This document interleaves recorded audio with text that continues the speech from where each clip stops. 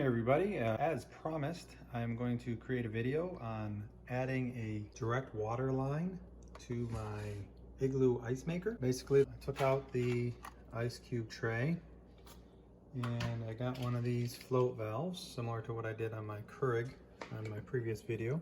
And I'm going to install it right around there so that when the water level drops below a certain level, it automatically fill back up. So I've measured down about 4.5 inches is where I want to start the hole, right around there. And I'm gonna drill a hole through and then put the connection through. I'm a little concerned because the threads on this aren't quite wide enough to go through. I'm hoping it won't matter, that just putting the other fitting on the other side of this will hold it in enough, because I won't be able to put a nut on there because the wall is thicker. But that's where I'm going with this. I will drill the hole and show you where I'm at. All right, I'm going to use my tape measure. I measured on the inside 4.5 inches. So I use my tape measure to say where I'll start my hole. Again, about 4.5 inches down. And I'll put a little Sharpie dot there so I know exactly where to drill. Now I'm going to start with a small hole, just to make sure. And then I'll replace the small hole with a big one. As you can see, it fits in there. And then basically this little elbow will come out right there and it gets screwed in, but I'm going to add some washers beforehand to see how it works. All right, so what I'm going to do, since it doesn't come all the way out, is I'm going to put a little rubber washer in here, standard part that you'd get like for sinks. All right, so like I said, I added that little rubber kind of washer to kind of provide a little bit of a grip on that. And then I screwed it in like it normally would into here, so it's ready to go. At this point, I just got to hook up water to it. So I'll do that next.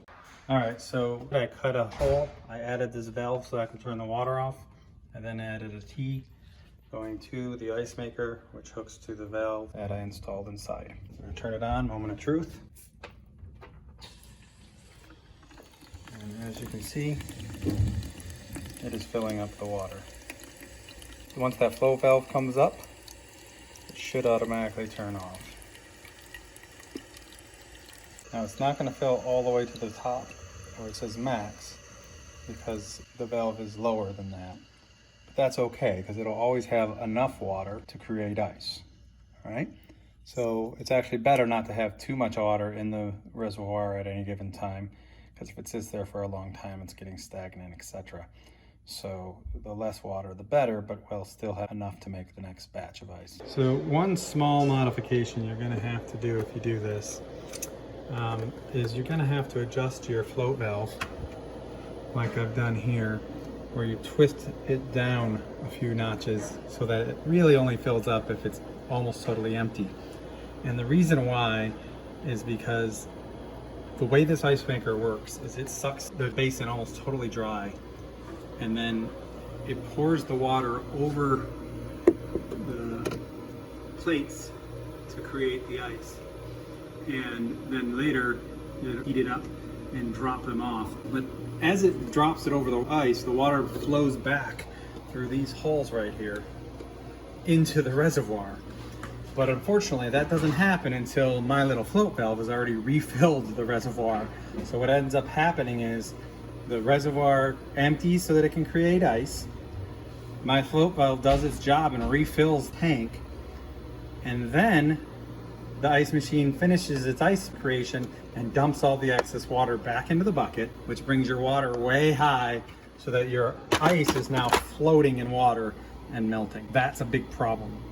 So to avoid that, basically want the float valve to hit the bottom when it's dangling, and that way it only will fill up 1.5 inches or so. That way it takes the water, brings it up, creates the ice, the float valve refills the water another 1.5 inches.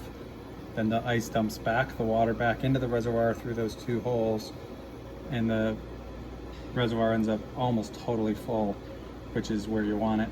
You don't want it over full, because if it goes up above this lip right here, then when you put your basket in, the ice starts floating in water, and that's a problem because your ice will just melt.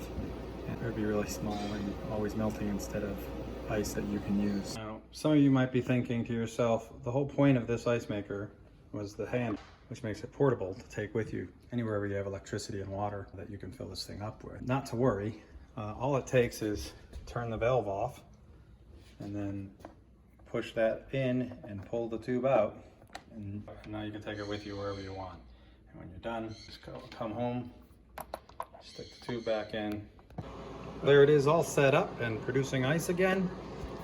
Basically, I've hidden my line a little bit. I tucked it up underneath this little plate. It'll continuously provide water to the ice maker as long as the water level drops below the level that I have it set at.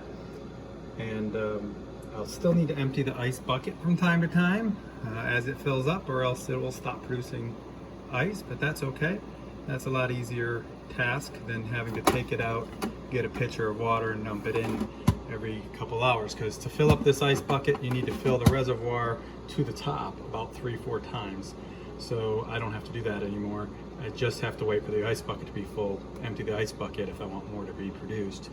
The water will keep filling itself, which is a beautiful thing. So that's it for this video. I hope you enjoyed it. If you feel like doing something similar for your own, you can see how I did it here.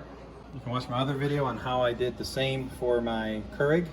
You can do this with any Keurig as long as you have room for the float valve in your water reservoir. So I now have 2 devices that normally would have to be manually filled that I no longer have to manually fill at all. I just let the water fill itself and I enjoy the products. If you like what you see, subscribe. You're welcome to give me comments. I'd be happy to answer any questions you might have. I'm usually pretty good about responding within a day or two.